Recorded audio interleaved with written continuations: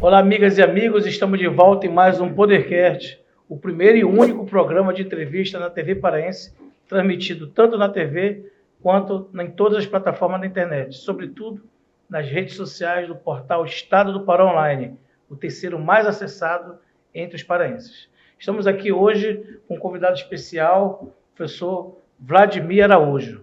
Professor, muito obrigado pela sua presença, é uma honra tê-lo aqui. Você que é da Escola da Ciência Política aqui no Estado, é um dos mestres da pesquisa que eu tenho satisfação de tê-lo como amigo. Agradeço a sua presença e, de antemão, já quero deixá-lo muito à vontade para me falar sobre a sua visão. Como você está vendo esse início de campanha eleitoral das eleições de 2026, 24? Tu foi e voltou, é 24, né? É isso. Meu amigo, é porque eu já acabei pensando em 26, né? É um também. prazer e uma honra estar no seu programa. É bonito ver pessoas da nossa geração enfrentando as dificuldades, vencendo, lutando, construindo. Na verdade, a humanidade caminha com a gente. É uma honra, um prazer estar aqui contigo, tentando colaborar com o teu trabalho, e sei que com o meu também, né? Sim. Mas essa eleição deste ano de prefeito é uma eleição peculiar como qualquer eleição, Diógenes, porque o processo decisório eleitoral, como, por exemplo, a gente analisa no marketing, ele é um processo que não aconteceu antes. Ele nunca é, na verdade, uma repetição de uma série histórica, como acontece em diversas outras ciências, porque nós estamos falando sempre de comportamento humano num mundo de 8 bilhões de pessoas diferentes, né? Particularmente, este processo eleitoral que a gente passa, ele tem ele sofre, como qualquer outro, de uma maré nacional, que é um ambiente político do país que alcança os municípios todos com diferente proporção, né? Então, nós hoje vivemos uma polarização que se costuma dizer entre bolsonaristas e o PT, né, e o Lula, esse ambiente. E essa polarização, ela tem uma participação num conjunto tem participação em todos os municípios, sendo que alguns, como os maiores, esse alcance dessa polêmica tem um peso maior sobre a definição do voto. Já em municípios, a depender da região, a depender da economia, você tem municípios que essa influência é menor, chega só a uns 4%, mas municípios como Belém, Ananindeua, essa proporção é grande, né? São Paulo é decisivo. Então, nós estamos iniciando uma eleição com diversas demandas que a população, o eleitorado, ele tem várias linhas de comportamento para fazer a escolha do voto, né? Para tomar a decisão do voto. Uma parte deles vão se posicionar pela essa situação nacional, pela questão do que está acontecendo no país, e a outra parte vai se posicionar pelas suas necessidades, pela realidade peculiar do seu município. Por exemplo, tem municípios com muito problema de água, tem municípios com problema grave de saúde, sobretudo em determinadas regiões, tem questão de dificuldade de emprego, de crises causadas por determinados fatores que vão influenciar no comportamento do conjunto do eleitor. Essa dinâmica interna de cada município é bem peculiar, e essa eleição está composta por isso, por um conjunto de municípios procurando, da população procurando ter melhorias, alcançar um ambiente melhor para a sobrevivência, e parte dessa decisão vem da polêmica da polarização política nacional. Pois é, eu gostaria de falar um pouco da questão da água. E o Pará, né, tem um dos piores índices, municípios entre os piores índices, tanto de DH quanto de saneamento, a título de exemplo. Porque outras coisas também nós estamos aí, ou no FONA, ou ali pelas últimas posições, entre os piores. E eu estava vendo outro dia uma reportagem do portal Estado Pará Online, falando sobre os caminhões-pipa de Paropebas que estavam em greve, os motoristas. E também transporte escolar. E transporte escolar é verba carimbada, né? Recurso federal, né? Fundeb. E eu fico me perguntando, Paropebas, né? Paropebas, que é uma capital do minério, de onde sai a maior parte dos nossos commodities, né? Que geram tantos royalties. E a exemplo de Barcarena também, enfim, outros municípios que possuem, né, grande volume de exportação, uma pobreza atroz, né? Milhares, milhões de pessoas paraenses vivendo na miséria, sem água potável, tendo que receber água através de carro-pipa, uma vergonha, né? A que se dá isso? Não é por causa da polarização, né? Esse subdesenvolvimento tem uma outra origem, né? E Paraopebas é uma região rica de água boa. Você sobe ali na montanha na direção de Sedere, eu visitei uma casa que, por exemplo, a pia de lavar louça é com água corrente que vem da natureza, fica caindo ali o tempo todo, olho d'água, água limpa para tudo quanto é lado. Paraopebas, a saúde de lá, o acesso à saúde é muito precária para a população. E a indústria de lucro com a saúde se especializa lá. Paraopebas, na verdade, a gente tem não tem tanto paraense assim, né? Uma boa quantidade de maranhenses e de pessoas de outros estados. É uma população muito diversificada, mas a riqueza e a fortuna que o município recebe do royalty do ferro, ela não é distribuída em forma de serviço. Políticas públicas, né? De políticas públicas à altura do volume que esses recursos são lá, porque você encontra muita dificuldade da população com saúde, muita dificuldade com água, com saneamento, com ambiente de lazer. Mas, assim, Paraopebas é uma cidade muito boa. Assim, apesar disso, ela tem uma energia, uma vida, uma classe média, um ambiente de vitalidade bem melhor do que cidades vizinhas onde não tem toda essa riqueza. Entende? Sim, mas tu estavas falando um pouco dessa questão de um cansaço do eleitor também, né? Pelo menos eu entendi assim. E nós estamos vendo que tanto Paraopebas quanto Marabá, que também é um município, né, pujante, com uma economia muito consolidada, forte, né? Os atuais gestores não conseguem transferir voto, ou seja, os pretensos sucessores deles não estão bem posicionados nas pesquisas. Esse cansaço do eleitor não é justamente para ele não perceber que as gestões, especificamente essas duas, mas eu não quero me retratar só as duas, eu estou colocando elas como uma exemplificação disso que tu falaste. Não é justamente pelo eleitor não sentir esse retorno para as suas políticas públicas, suas necessidades mais básicas. Eleitor não tem cansaço de eleitor, em lugar nenhum. Não, cansaço da gestão, por exemplo, a gestão que não consegue. Eu vou fundamentar essa afirmação. Correto. É só porque, ponto de vista, é a forma de enxergar o eleitor.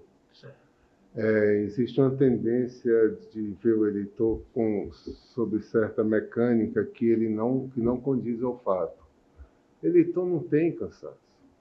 Eleitor tem uma dinâmica da sua necessidade de vida hoje, onde ele precisa garantir o café da manhã no prato lá na casa dele amanhã, ele precisa garantir o almoço, o jantar, o filho dele precisa conseguir emprego, a pessoa que tem necessidade especial precisa do remédio. Quando não tem um remédio de uma bipolar, por exemplo, toda a família sofre porque eles têm que tirar dinheiro de onde não tem para pagar isso. O eleitor é gente que está vivendo a sua dinâmica de vida muito íntima.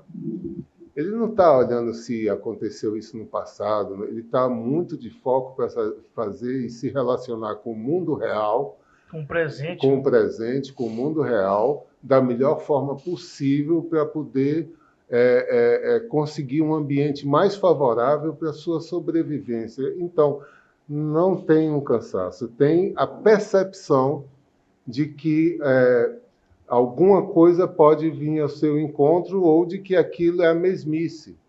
Porque é difícil, você vê até a tendência da comunicação com o eleitor. Se você vai olhar os cartazes dos santinhos, é o mesmo modelo de 500 anos atrás. Eu estou exagerando pra caramba, mas é porque não há um diálogo com o eleitor hoje, do jeito que ele é, entendeu?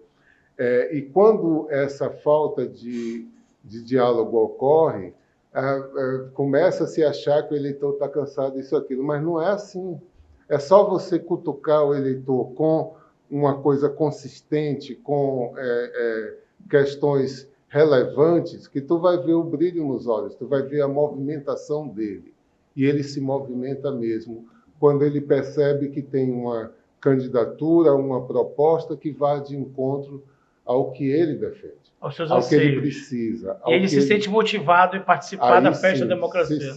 Se sente. Eu vejo isso no Brasil, né? O brasileiro, ele gosta de ir votar, né? Ele se veste bem, os idosos, né? Botam a melhor roupa, o melhor sapato, vão cedo, né? Os primeiros, você vê ali na fila das sessões, né, dos colégios eleitorais, os idosos, né? Eles gostam de ir cedo, cumprir o rito, né? E é uma festa a eleição mesmo. Tem muita compra de voto? Tem tudo das mazelas da política aqui. Como em todo carnaval. Pois é, né? Mas o brasileiro gosta da eleição, né? É um fenômeno que é importante identificar. As pessoas, quando a gente está conversando sobre eleitor, a gente está conversando sobre indivíduos, mas quando se agrupa coletivamente, quando gera um movimento coletivo, social, o sabor é outro. Esse sabor que leva aquela multidão ao campo de futebol no domingo, entendeu? Uhum. Você cria essa identidade coletiva, quase que, vamos dizer assim, oxigênio para o indivíduo. Então, toda a oportunidade que os indivíduos têm de se reconhecer enquanto sociedade, enquanto coletivo, seja na festa do Círio, na procissão, no campo de futebol, numa manifestação, isso transforma a cada um. Por exemplo, esse efeito lá da Venezuela, o poder que se insurgiu, quer dizer, tinha muita teoria de que o voto não derrota uma ditadura, né? Tem toda a gente falando isso, mas tem um aspecto sociológico vital nisso. Quando você agrupa aqueles nacionais um do lado do outro, entoando o mesmo som, cria uma força absurda. O ser humano é muito suscetível ao seu aspecto social em qualquer oportunidade. Por isso o ânimo que aparece no processo eleitoral, né? Sobretudo quando as prateleiras de oferta de candidaturas não são tão maltratadas, né? Quando a gente tem um conjunto de candidaturas que vá de encontro, né? Que seja fruto do diálogo e da percepção da necessidade desse coletivo, você tem um coletivo mais animado, porque tem eleições que ficam até tristes quando resta para o eleitor votar no menos pior. Isso ocorre muitas vezes por causa do sistema de decisão das candidaturas, que naturalmente é da elite política que toma essa decisão e a massa, o povo vai dar o seu voto como quem escolhe esse ou aquele produto para si, né? Quando a oferta de produtos está ruim, o consumidor também perde um bocado do seu ânimo. Vladimir, como é que tu estás observando esse início de processo eleitoral após a autorização do TRE para os candidatos que tiveram suas candidaturas homologadas? Hoje no Estado, nós temos aí o governador e o irmão do governador, o ministro Jader Filho, uma pretensão de eleger 100 prefeitos pelo partido deles, que é o MDB. E nós temos aí avaliado as pesquisas onde municípios polos, municípios importantes, a exemplo de Ananindeua, Belém também, né, tem uma forte ameaça de não ter um prefeito da base do governador, assim como Ananindeua, né, que o atual prefeito tornou-se um adversário, né, do governador, com mais de 80% de aprovação, mais de 70% de preferência eleitoral. A gente pode ir para Marabá, onde também há, né, uma forte inclinação da oposição, Paraopebas. Então, como é que tu observa isso enquanto cientista político, dessa queda de braços, digamos assim, e correlação de forças entre situação e oposição? No conjunto dos municípios, você tem uma diversidade de situações e oposições. Existem algumas forças atuando nessa eleição que já começou antes, porque nesse império das redes sociais e da comunicação livre, autonomizada que nós temos hoje, ninguém espera um momento marcado para conversar sobre a eleição, ela já acontece. E esse fenômeno que você descreveu em Belém, Ananindeua, Marabá, são cidades maiores, porque nós temos um estado do Pará, um governador com aprovação altíssima em tudo quanto é município. O índice de aprovação dele perto da reprovação é uma coisa... A reprovação é muito irrisória, é uma aprovação muito alta. Só que a aprovação do governador ela não se transforma em intenção de voto em candidato do governador assim. Não é por osmose. Não, porque existem alguns elementos importantes na formação do voto e os elementos todos eles compõem um mix da onde os eleitores vão pegar as informações para gerar o seu voto. E quando você cita essas cidades maiores, é porque o fator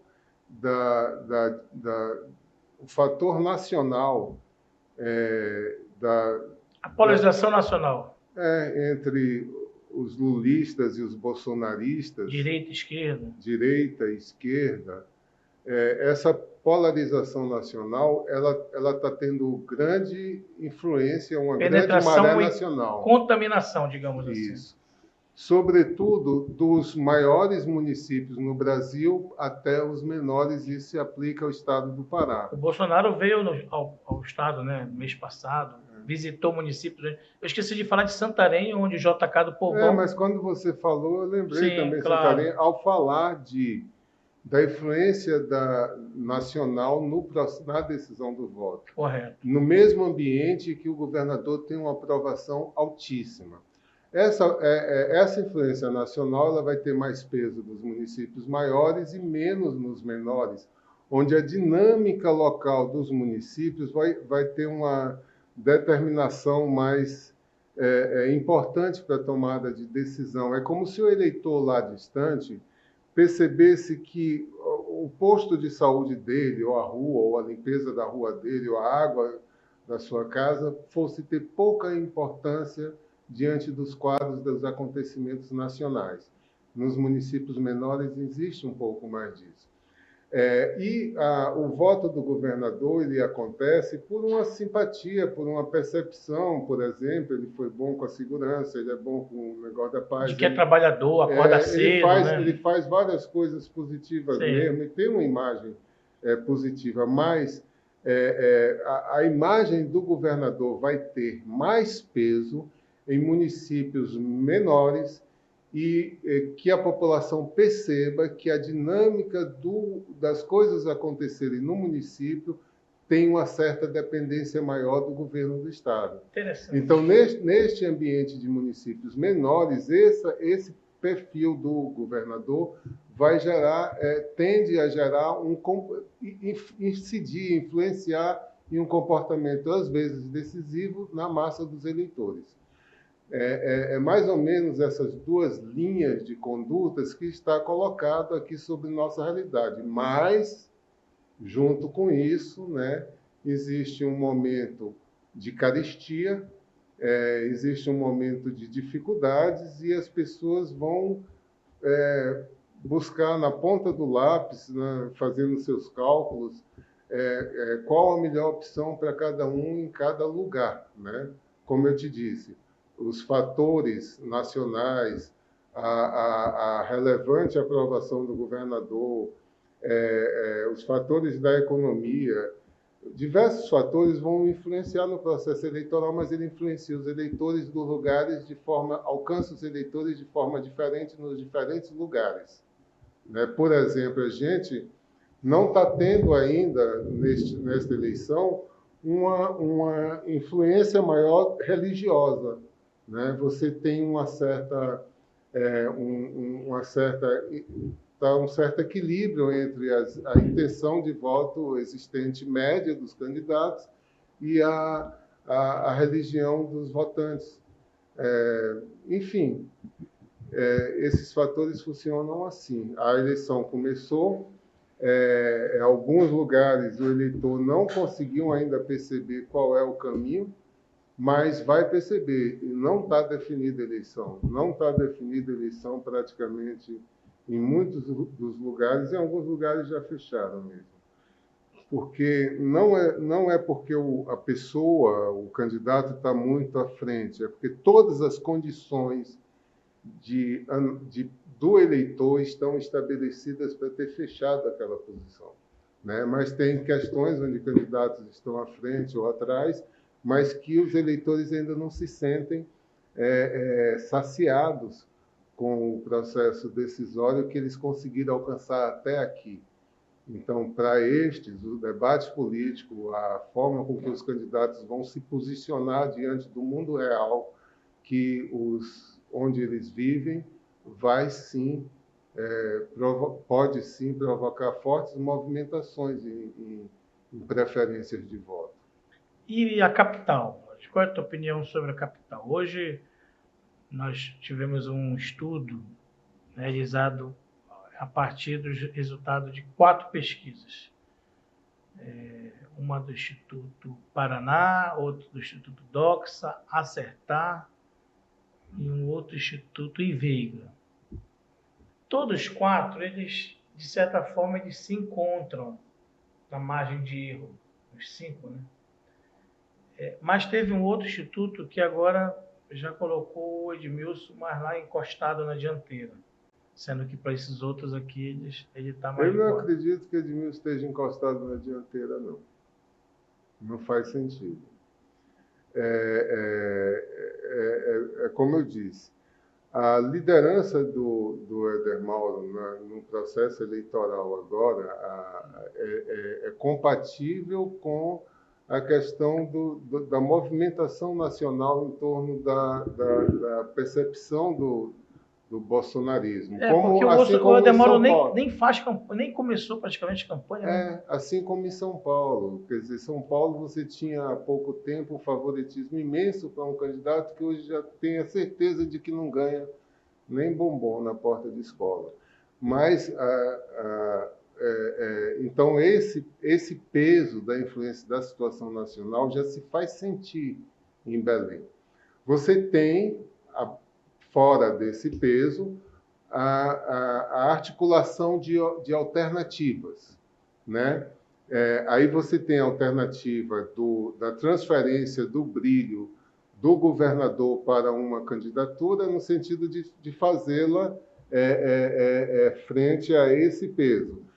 E, na minha percepção, está faltando ainda os candidatos dizerem ao que veio.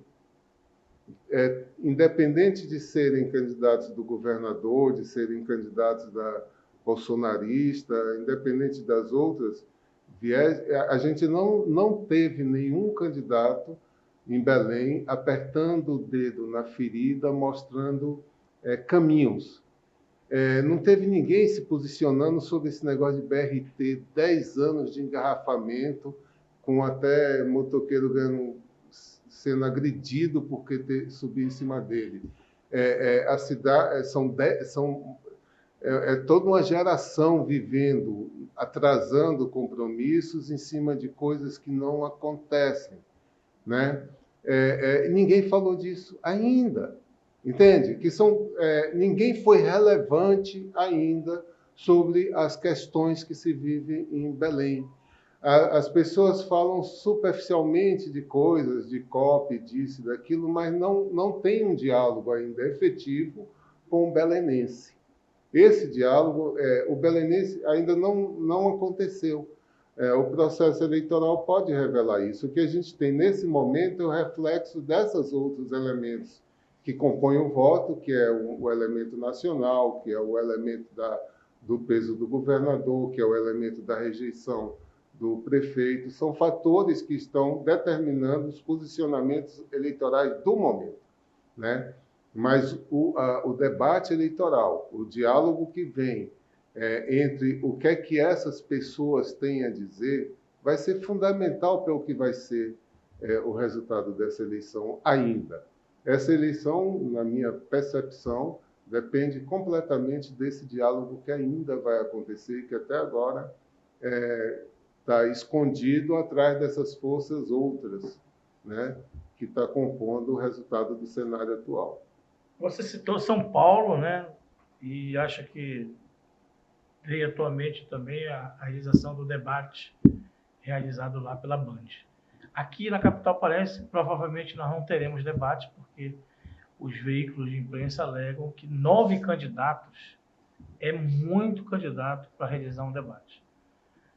Até porque se você for cada um fazer pergunta para o outro, nós temos aí mais ou menos, né, uma quantidade enorme. Aí tu vai escolher os temas, então o debate no mínimo vai te levar 3 horas. E torna-se uma coisa inviável. Aí tem posicionamentos que dizem, não, vamos então escolher 5 entre os mais apontados nas pesquisas como os que estiverem na dianteira do processo. Aí tá, mas qual instituto de pesquisa nós vamos utilizar para esse parâmetro? Então existe todo um debate e a possibilidade de nós não termos debate está posta, né? E nesse caso, como é que nós vamos ter isso? Porque se não há o confronto de ideias, cada candidato faz a sua campanha do jeito que quiser. E cabe ao eleitor fazer a sua escolha, né? Fazer sua comparação e escolher. O Éder Mauro, como tu citaste, ele está muito bem posicionado, mesmo, na minha opinião, mesmo sem fazer campanha. Muito puxado por essa onda, né, bolsonarista, de direita, que Belém, na verdade, sempre foi, de certa forma. O Edmilson, eu lembro que as 2 primeiras eleições que o Edmilson venceu muito apertado, né? Muito apertado. E agora a terceira foi muito apertada de novo, né? Foi com Egucha. Foi para o segundo turno e teve uma força um empoderamento muito forte por conta da base do Helder.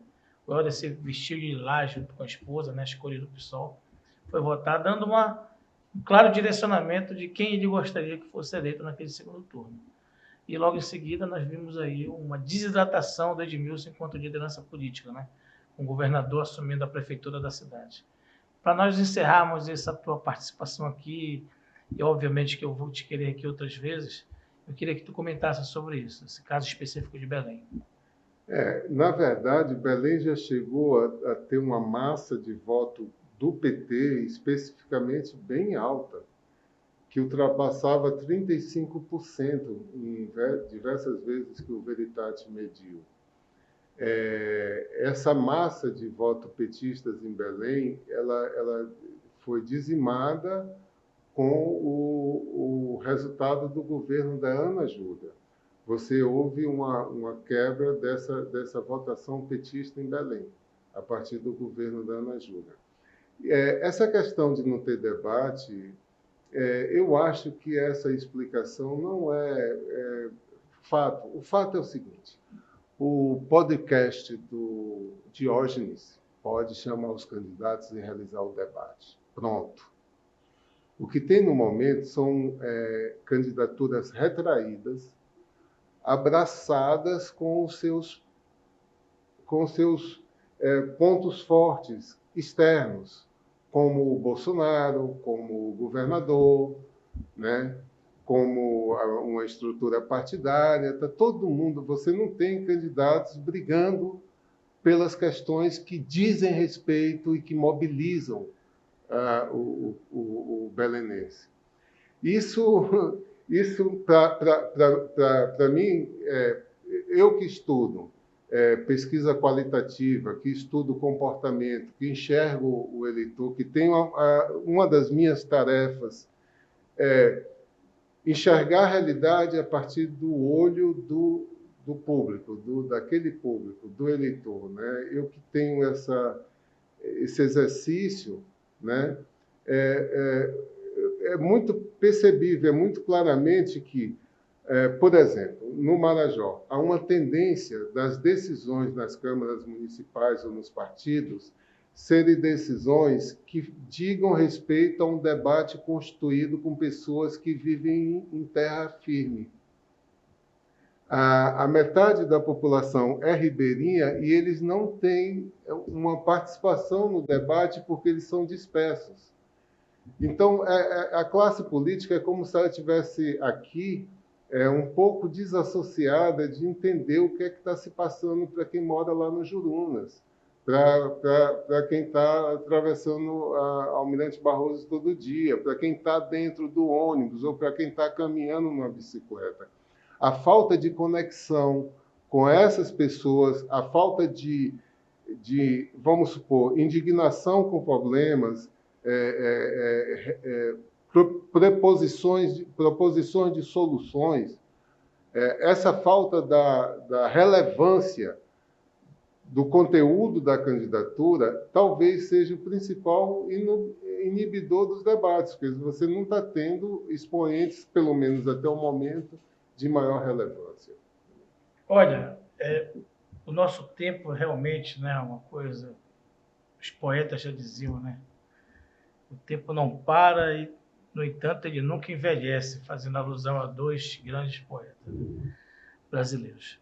Eu conversei aqui, essa conversa que parece rápida, mas é extremamente profunda para quem é bom entendedor, né, sabe o quanto ela é importante para abrir um pouco esse debate que nós vamos ter durante todo esse processo eleitoral. São 45 dias, já iniciamos a contagem regressiva, né? E eu quero deixar esse espaço aberto para ti e fazer um convite para que tu sejas um colaborador assíduo do Podercast, tá bom? Para que nós possamos beber dessa fonte de acúmulo teórico e prático, né, dos teus saberes, da tua análise, uma análise contundente, não é uma coisa que a gente perceba, né, como tem muitos analistas na imprensa que falam ali muito para a plateia o que a plateia quer ouvir. Eu acho que tens uma austeridade muito forte nesse sentido de conseguir passar a tua opinião a partir, desafiando inclusive o senso comum, digamos assim. E eu te agradeço pela tua vinda e deixo o espaço aberto, considerando que tu tens cadeira cativa aqui no Podercast. Bom, eu agradeço. Eu agradeço. Na verdade, eu me sinto na missão de comunicar essas coisas, porque eu trabalho muito com pesquisa qualitativa, quantitativa. Eu escuto milhares de pessoas por mês, eu escuto com profundidade o que comunidades inteiras estão vivendo. E é importante sempre ter a oportunidade de comunicar com os outros sobre a existência dessas pessoas e do ponto de vista delas. Obrigado e aceito o seu convite, sim. Esse aqui foi mais um episódio especial com um convidado especial.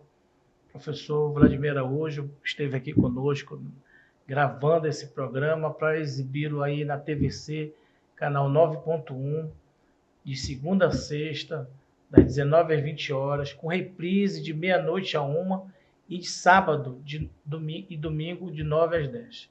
Muito obrigado pela sua companhia e audiência e até o próximo Podercast.